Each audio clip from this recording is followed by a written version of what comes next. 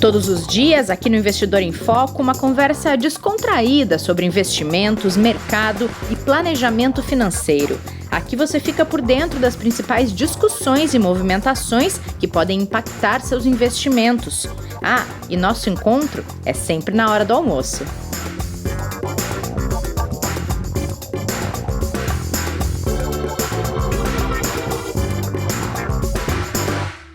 Olá, investidoras e investidores. Sejam muito bem-vindos e bem-vindas a mais um Investidor em Foco, nessa manhã fria em São Paulo. Kleber, bom dia. Tudo bem por aí? Bom dia. Como é que tá, Carol? Tudo bem? Frio também por aqui. Até um pouco melhor do que foi meu final de semana, que eu fui lá para Monte Verde. Quem quiser passar frio vai para lá, tá? Realmente. Nossa, lá devia estar mais do que aqui. Nossa, muito, Jesus. Muito. Eu não gosto muito de frio, não. Não, eu até suporto. Quero que por passe alguns isso dias logo eu suporto. Mas vamos lá, Boa. Que a gente tem um mês de agosto que pelo menos parece que não vai ser nem um pouco frio aqui nos mercados, viu, cara? Boa. Bom, vou começar então com a semana passada, tá? Na sexta-feira, a gente fechou em queda nos mercados internacionais e por aqui também. O Ibovespa encerrou com queda de 3,08% aos 121.800 pontos, o menor nível de encerramento desde 13 de maio. Clebão, algum motivo especial para essa queda tão forte do Ibovespa? Alguns, cara. A gente teve uma preocupação na semana passada muito forte, aumentando aqui dos investidores, que a gente já não tinha há algum tempo. Primeiro, com relação à questão da variante Delta, né, o quanto que ela pode impactar na recuperação, né, na retomada da atividade local aqui, foi um dos pontos que preocupou os investidores. Sem dúvida, questões fiscais voltaram, né, as discussões, principalmente, né, se a gente vai ter o aumento que possa impactar diretamente no teto de gastos ligado à Bolsa Família, e outros pontos que já vinham sendo questionados, né, sobre possibilidades de aumento de despesas do governo, que até se confirmaram agora no final de semana com algumas notícias do que pode sair aí em relação até a pagamento de precatórios. Então, toda essa questão e ruídos políticos, né, preocupações locais acabaram pesando mais do que a gente viu no mercado internacional, que até descolou, né? A gente viu um mercado internacional mais calmo, mais tranquilo, mais positivo, e o investidor aqui local acabou sofrendo um pouco mais, principalmente em renda variável. Quando a gente olha para sexta-feira, foi um movimento, como a gente chama de sell-off, né, de venda realmente muito forte, acima do que era esperado, e isso traz, quando a gente olha por questões técnicas, né, um movimento gráfico que dá sinais de repente, a gente entrar numa linha de tendência de queda que não era o que a gente tinha, né, como cenário para esse final do mês de julho, e muito também pela questão da inflação, o quanto que a gente pode subir de juros, o quanto pode aumentar os nossos custos, ou seja, vários pontos foram trazendo essas preocupações para os investidores, que já vão começando a serem amenizadas, né, nesse começo de agosto, até por um movimento natural, né, quando se tem uma queda muito grande, se tem provavelmente uma recuperação desse movimento. A gente vem sentindo um pouco isso na manhã dessa segunda-feira, mas vai depender muito do comportamento do investidor mediante todos os indicadores que vêm saindo ao longo dessa semana e que ainda tem para sair, inclusive aqui no Brasil, viu, Carlos? Certo. E lá fora, também na sexta-feira, a gente teve o Dow Jones fechando em queda de 0,42, o S&P caiu 0,54 e o Nasdaq também fechou em queda de 0,71. E essas quedas, Clebão, teve algum motivo especial? O cenário internacional teve um movimento muito positivo depois da fala, né, dos comunicados que vieram pós-resultado do FONC, do Fed, na semana passada, né, Carol? E a gente viu um movimento realmente do investidor se sentindo mais tranquilo em relação a riscos de aumento de juros que foram descartados, né, pelo Banco Central norte-americano. E tinha-se ali uma preocupação também em relação ao pacote de infraestrutura, se poderia andar ou não.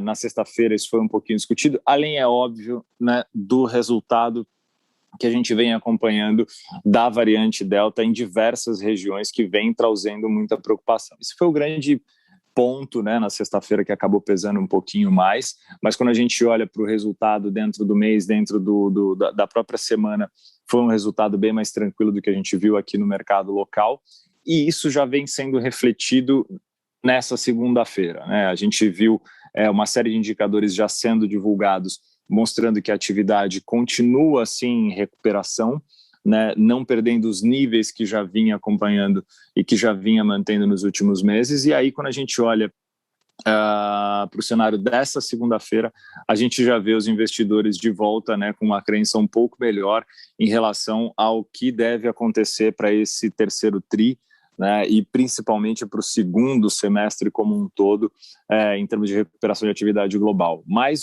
foi um movimento de realização pontual, preocupação com essas questões de risco da própria pandemia, né, de uma possível retomada para paralisação em algumas regiões, e claro, a China, que pesou um pouquinho também na semana passada, ou pesou muito, né, em relação às questões regulatórias que vem apresentando ali preocupações, né, nos setores de educação, setor de tecnologia, que fez com que os investidores também fizessem ali alguns movimentos de proteção um pouco maior, viu, Carol?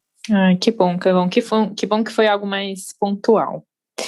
E falando dessa semana, amanhã a gente vai ter mais uma reunião do Comitê de Política Monetária, o Copom, com a divulgação do resultado na quarta-feira. O mercado está esperando que a Selic suba 1 ponto percentual, indo para 5,25% ao ano. Clebão, é isso mesmo? São essas as expectativas? Se não tiver nenhuma surpresa, é isso.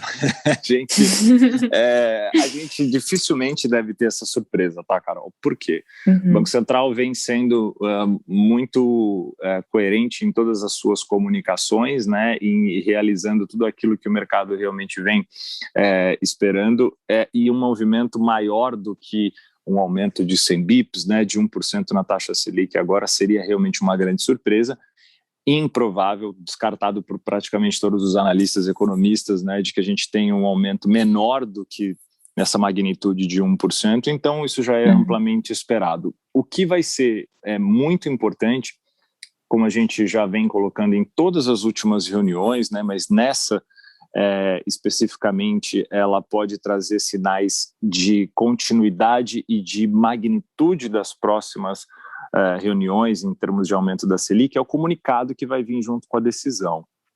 Então, o que se tem ainda para essa reunião, como a gente fala no mercado, está meio que dado o resultado, né?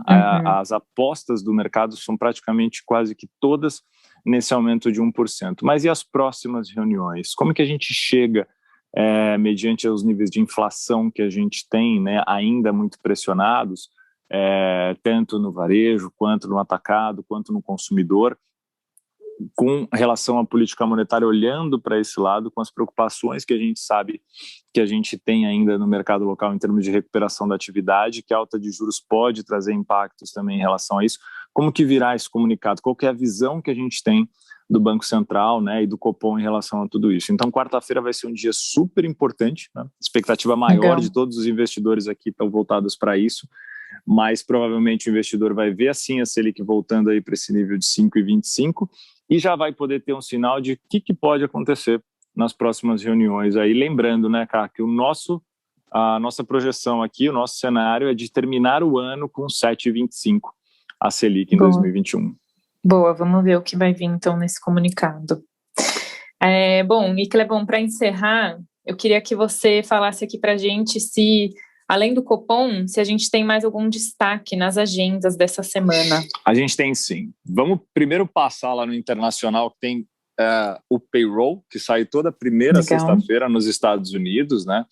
Na quarta-feira a gente ainda vai ter o relatório ADP de empregos, o payroll, que é o número de empregos gerados, né, no setor privado ali nos Estados Unidos, que é muito importante porque quando a gente fala de juros nos Estados Unidos, um dos pontos é qual vai ser a velocidade de recuperação dos empregos e de renda, né, para que o Fed comece a avaliar junto com a inflação a possibilidade de juros, que hoje ele praticamente coloca ali como talvez só lá em 2023 a revisão disso. Então, na sexta-feira a gente tem esse ponto importante. E é uma semana recheada de PMIs, né?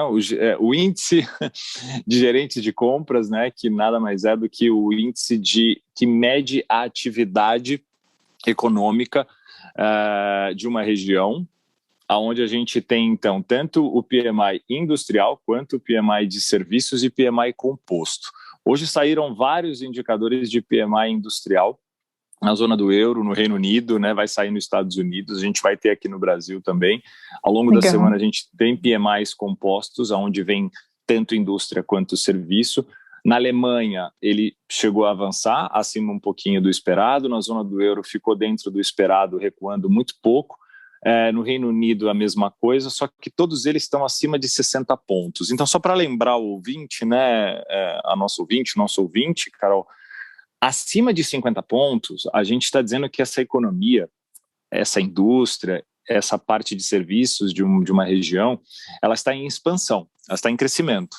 Então, está indo tudo bem. Se ela estiver abaixo de 50 pontos, a gente tem um problema. Significa que ela está retraindo, significa que ela está indo mal e que isso pode gerar uma recessão. Então, a gente não tem nenhuma grande economia hoje nessa situação.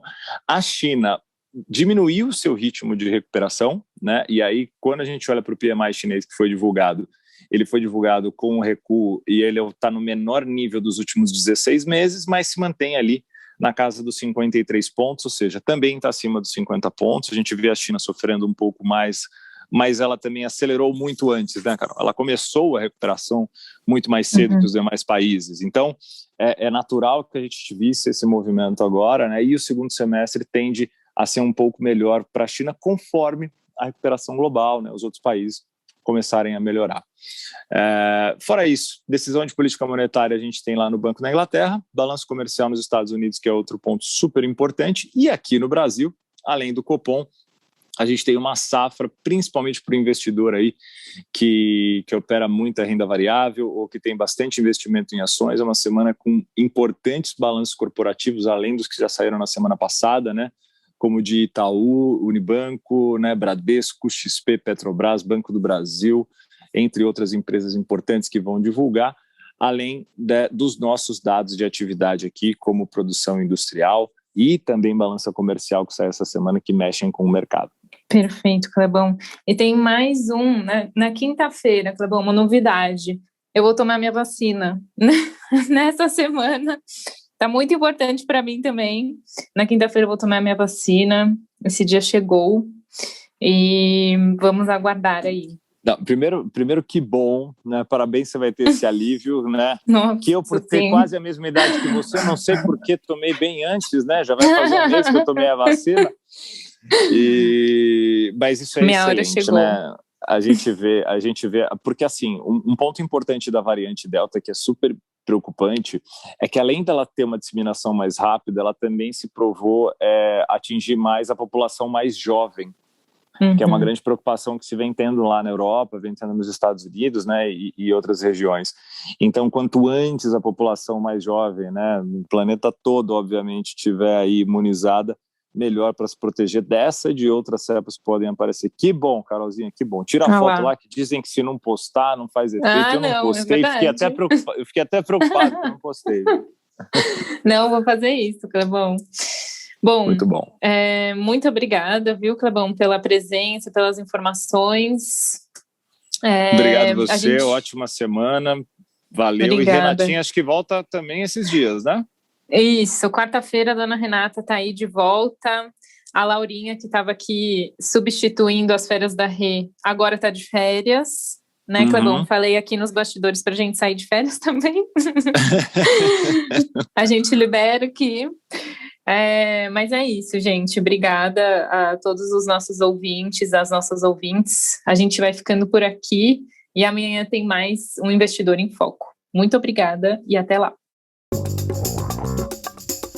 Todos os dias, aqui no Investidor em Foco, uma conversa descontraída sobre investimentos, mercado e planejamento financeiro.